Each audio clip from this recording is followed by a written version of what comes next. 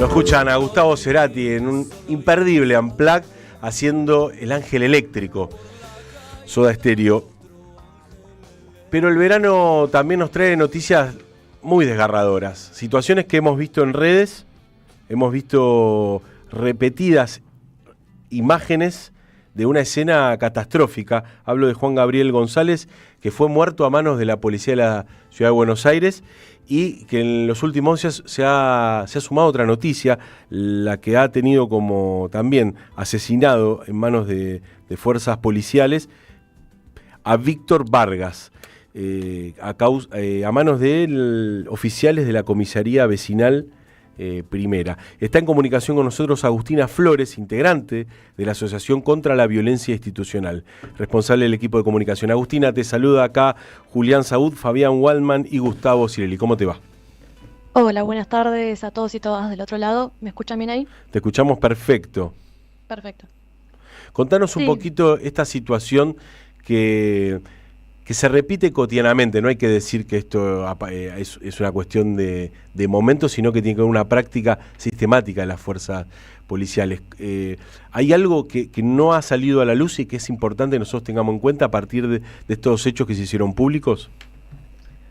Mira, ahí un poco nosotros leemos esta situación, muy bien como vos decías, viene claramente hace tiempo sucediendo de forma sistemática, con un patrón que claramente se repite, que sucede en zonas, en este caso cuando estamos hablando de la policía de la ciudad de Buenos Aires, así que en zonas y barrios o villas claramente donde las condiciones son otras y donde se apunta claramente a personas. Bueno, vimos el caso de Juan Gabriel González, como decías recién, el 25 de diciembre en la Villa 20. Ahora un vecino del barrio Constitución que laburaba en la calle, trabajaba de cuidacoches, changarín. Claramente vemos ahí un patrón que se repite claramente en los casos de gatillo fácil, que es apuntar a las personas pobres, a los morochos, a los negros. Bueno, también un poco el caso de Víctor lo toma fuertemente y lo visibiliza AMAR, la Asociación de Mujeres Meretrices Argentina, que tienen ahí la sede en Constitución y que también, bueno, como trabajadoras sexuales denuncian constantemente un poco esto de esta como limpieza, ¿no? Que la policía de la ciudad parece que está desde hace bastante tiempo que la ejerce. Y bueno, lamentablemente terminamos el 2025 con estos dos casos, con 3 días de diferencia. Lamentablemente, bueno, como decía recién, el caso de Víctor, supuestamente, bueno, este efectivo de la policía de la ciudad, como bien decías recién, de la comisaría 1C de Constitución, actúa por una riña entre Víctor y otra persona que estaba ahí en el barrio. Y la primera acción que toma este efectivo de la policía es directamente disparar 3 veces, una de ellas en el rostro.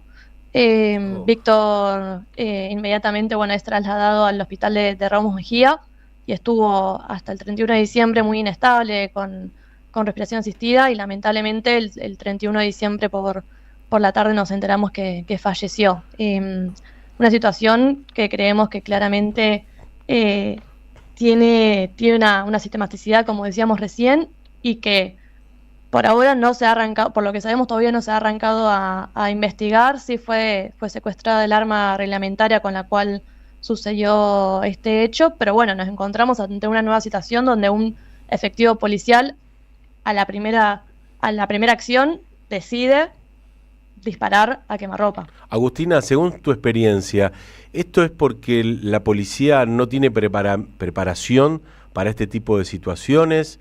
¿Tiene que ver con una política interna de parte de las fuerzas policiales, que es la de salir, digamos, que hay vidas que valen menos que otras?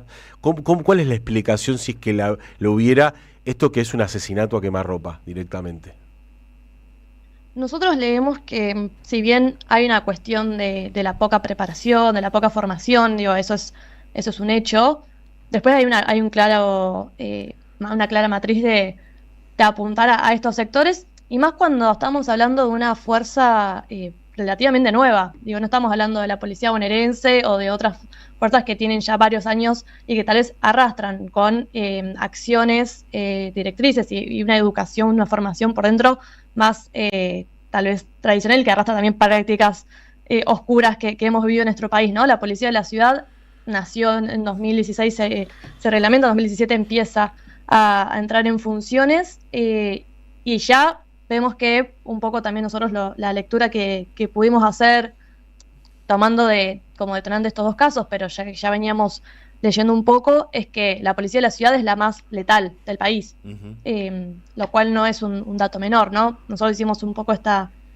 lectura tomando la cantidad de casos letales, de asesinatos en manos de la fuerza, en comparación con su cantidad de efectivos, ¿no? Y la primera es la Policía de la Ciudad. Después le sigue, bueno, la policía, la policía bonaerense y después la federal. Es, pero además, bueno, la policía... cantidad de efectivo por población que debería proteger. Claro, totalmente. Ahora, ¿qué tal? ¿Cómo estás? Agustina Fabián, bueno, te saluda. ¿Cómo estás? ¿Cómo va? Feliz año. En este contexto, a nivel nacional, las Fuerzas Armadas se están autogobernando, pero es algo que en la Ciudad de Buenos Aires y en otras provincias ocurre desde hace tiempo. ¿Cuánto incide el hecho de que no haya un civil al frente de las fuerzas de seguridad? Bueno, sí, como bien decías, a lo largo también y ancho de nuestro país, nosotros estamos puntualmente hablando de la Ciudad de Buenos Aires, y muchas veces tal vez también lo que más llegamos a ver o a relevar, o también lo que aparece más en los medios de comunicación, tal vez es provincia de Buenos Aires y algún que otro caso más tal vez fuerte en el país, pero en realidad sucede constantemente. Hay una cuestión con las fuerzas de seguridad que sigue siendo muy compleja de abordar, que es la intervención que se debería tener, como decíamos, en la formación y en las directrices que se toman, ¿no? Y vemos claramente que hay una cuestión política detrás, y lo tomo un poco volviendo a la ciudad de Buenos Aires o a las fuerzas que actúan, por ejemplo, cuando hay movilizaciones sociales ahí en Capital. Nosotros hacemos un monitoreo todos los miércoles en las marchas de jubilados, donde hay distintas, un conjunto de fuerzas que actúan, que cuando hay una decisión política de avanzar y de tomar definiciones de cómo avanzar sobre, en el caso de las movilizaciones, sobre las personas que están protestando, hay una consecuencia concreta, ¿no? Vimos, por ejemplo, cuando sucedió el 12 de marzo de este año no, del 2025, donde lo de Pablo Grillo, lo de Jonathan Navarro y lo de Rodrigo Troncoso, que es un último caso que salió hace unos meses, que nosotros estamos trabajando su causa, donde se les disparó también, al rostro, donde lamentablemente, Pablo, que es el que está en la peor situación, sigue con muchas complicaciones. Hay una cuestión sistemática y claramente vemos que desde que arranca el gobierno de Javier Milei, Patricia Bullrich, cuando en estos años donde estuvo a la cabeza del Ministerio de Seguridad nuevamente, hay una decisión política y eso se traduce muy claramente en las calles, y eso también es lo preocupante, ¿no? Y por lo cual es importante, gracias por este llamado, y todos los medios de comunicación y espacios que visibilizan estos casos, porque es la única forma de poder realmente tomar dimensión. Agustina, te iba a hacer una consulta, porque este caso del último joven muerto en la pelea, a plena 2 del día, 2 de la tarde, un domingo, en el centro del barrio de Constitución, ¿no? En Salta y Constitución, un policía le gatilla y le pega un balazo en el rostro. Gracias a Georgina Orellano, que es quien, y la secretaria general de ANMAR, denuncia públicamente la situación, y esto se conoce. El otro caso también por el video de vecinos en el asesinato de Juan Gabriel González. ¿Cuántos casos hay que no trascienden a la luz, digamos, si hay una estadística, o solo se habla de gatillo fácil cuando es un caso que trasciende la opinión pública, digamos? ¿Se entiende lo que te digo? Sí, casos hay lamentablemente decenas. Nosotros particularmente también nos sucede, con AMAR trabajamos mucho, nosotros tenemos ahí una asesoría jurídica donde justamente trabajamos con todas las personas del barrio Constitución que se quieran acercar para denunciar actos de violencia institucional o para cuestiones judiciales. Hay un asesoramiento. Ahí se cortó. Veníamos viendo, por ejemplo, ahí en el barrio Constitución, ahí, ¿me escuchan bien? Sí, se había cortado, pero te escuchamos bien. Perfecto. Veníamos, ya relevando y haciendo este trabajo, por ejemplo, con AMAR, donde vemos muchos casos de violencia institucional, que no todos llegan no todos tal vez son de la gravedad física, como estamos hablando en este caso de gatillo fácil, pero sí en otras instancias, ¿no? Desde el verdugueo, el famoso verdugueo policial, un hostigamiento verbal, hasta golpes y una persecución constante. Y lo mismo en el país, digo, a nosotros nos llegan mensajes, nos llegan mails de personas que no tienen a dónde acudir tampoco y que llegan de alguna u otra forma a nosotros, organismos también, compañeros como Correpi y otros espacios también que llevan adelante casos de violencia institucional, y la verdad es que incluso son demasiados, mucho más de los que lamentablemente muchas veces podemos abordar los organismos de derechos humanos. Agustina, muchas gracias por esta conversación y estaremos atentos a cualquier novedad y noticia que suceda al respecto.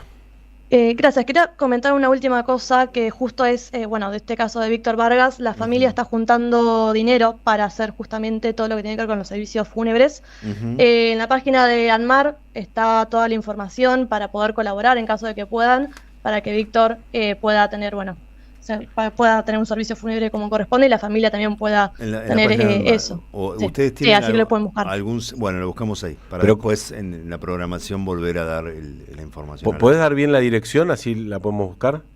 Sí, pueden buscar en www. Ya les digo, en el Instagram están nosotros en ACBI, Violencia Institucional, ACBI. Ahí vamos a estar compartiendo.